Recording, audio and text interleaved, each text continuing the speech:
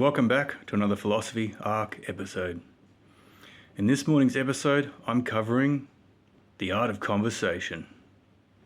Now, myself included, and many of us find conversation challenging.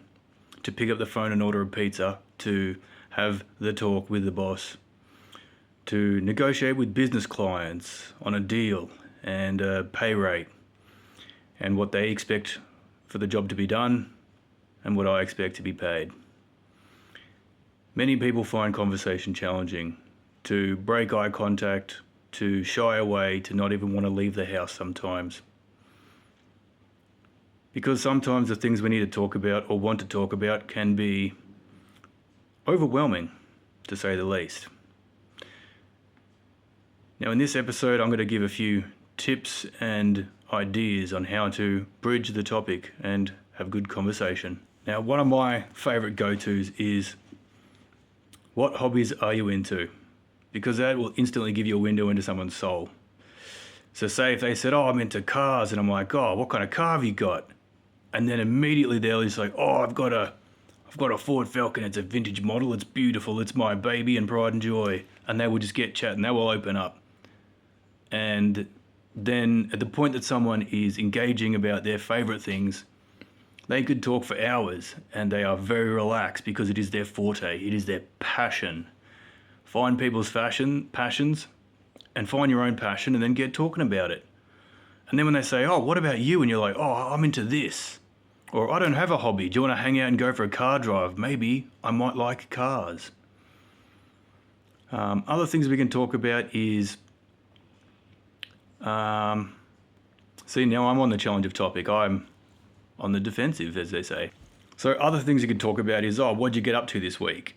And they're like, I had a coffee. And you're like, what brand of coffee was it? And they're like, it was a St. Ali coffee, or it was a Honeybird coffee locally. Or I went to this fantastic new coffee place and they had this new menu item. I never tried it before, a chai pumpkin latte or a spiced hot chocolate with chili in it. And that gets people talking about what they've been up to and not just a hobby.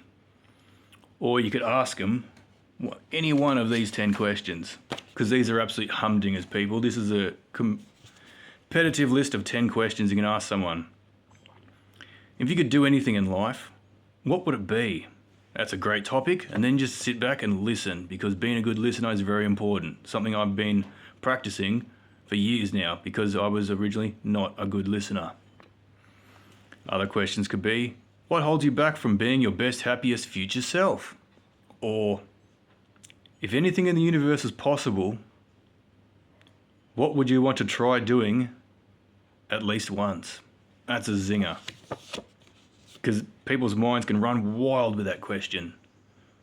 Be like, I want to try base jumping off one of the asteroids orbiting Saturn. That could be a hecker's one. Imagine that, the logistics involved. Better than going to the moon, people. Simple ones are, what's your favorite color and why?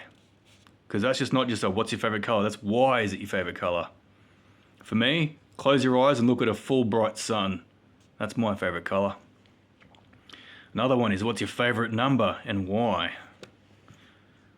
Because everyone's got a favorite number. We all do, people, be honest. Another question, this is a deep one, but a bit of a challenging one. What's the longest you've ever lived alone? That's a leading question, because it's open for a whole avenue of conversation.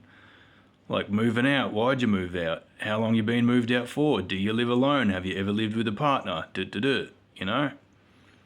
Another one, if you met yourself tomorrow, how would you react? That's a great question when you meet someone, you want to get to know them. Because how people react to themselves gives you a big window into who they are as people. If I met myself tomorrow, we'd go for coffee and then I'd recruit him to join my business empire. Next question. What brings you the most happiness in life? Well, that's an easy one.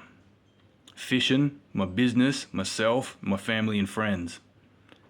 And living in the country, because it's bloody good out here. Next question. What is the one thing you would most like to change about yourself? And lastly, what is the one thing you love about yourself? Me, it's my ability to learn, grow, evolve and thrive. Is that I love challenges, I love the competition and the challenge that life presents me with. I love problem solving and working out how to refine my systems down to just pure, beautiful artistry. It's like we all start with a piece of marble and a rough rock, right? And with a chisel and a hammer, we can make a Michelangelo. But it takes time, people. That's my passion, is growing. Now, you can have your own questions and lists. You don't need to follow these. But the thing is, find what makes yourself and other people tick and just have a damn good conversation about it. And this builds upon networking and talking to everybody you meet. And these are just but a few openers to deeper conversation. Now, many things will usually begin out as you bump into someone that had a nice pair of earrings or a really unique scarf or something, and you're like, oh, that's fantastic. I love the color palette. And they're like, oh, thank you, I knitted that myself. And then immediately you already have a lead to go, and you're like, wow, that's a really nice stitch pattern you got there through that jumper or that sweater or that beanie or something. I love the colors you use. They really remind me of a pastel rainbow at a music festival or something like that. And once you get chatting to these people for a few minutes, you might even be like, hey, you seem really interesting. Do you have other stuff that you knit and make? And they'll be like, oh yeah. And you're like, hey, you want to hang out over coffee and like dress in your favorite things that you've made? And let's go and make a day of it. And then they'll go, that's fantastic. And you're like, swapping numbers, and immediately bang, that's the beginning of a friendship right there, people.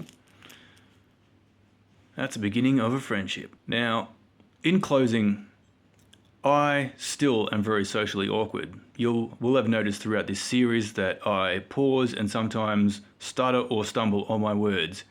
Yet this will never stop me. Because I'm not afraid to try anymore. Because as my uncle always says, never be afraid to have a go. And I'm not. Because life is full of success and failure. And we will trip and stumble many times. But the trick is to just keep going. And only then can we finish every good adventure with a lesson learned and a smile on our face. Go out there and have a conversation, folks. Catch you later. Hey, future racer here. If you're finding the Phill-osophy Arc series inspirational, educational, entertaining, humorous, or it's giving you a little smile, think about liking and subscribing. If you have a family member, loved one, or friend who you think could equally benefit from this series, think about sharing it with them.